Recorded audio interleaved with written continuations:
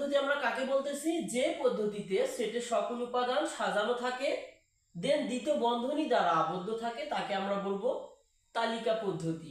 তাহলে তুমি দেখো 2 আছে, 4 আছে, 6 আছে, দ্বিতীয় বন্ধনীতে আবদ্ধ আছে, এইটাকে আমরা বলতেছি তালিকা পদ্ধতি।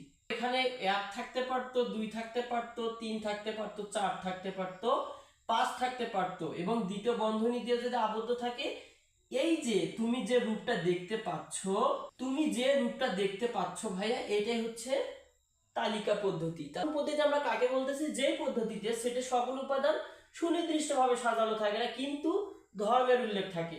যদি উদাহরণ দিয়ে আমি তোমাকে বুঝাইতে চাই, এর উপাদান x, কিন্তু ভাইয়া এর উপাদান যদি তুমি পাইতে চাও, এখানে কিন্তু কন্ডিশন দেওয়া আছে কি x হলো একটি স্বাভাবিক বিজোড় সংখ্যা। বুঝতে পারছো ভাইয়া? তাহলে স্বাভাবিক বিজোড় সংখ্যাটা কি রকম? স্বাভাবিক বিজোড় সংখ্যা হচ্ছে 1 3 5 7, এগুলো হচ্ছে কি স্বাভাবিক বিজোড় সংখ্যা, এগুলো হচ্ছে সেকেন্ড ব্র্যাকেট দিয়ে ক্লোজ থাকবে।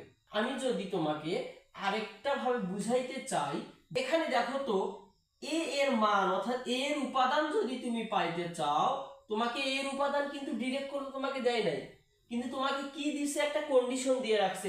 এই কন্ডিশনটা তোমাকে বুঝতে হবে। কন্ডিশনটা কি?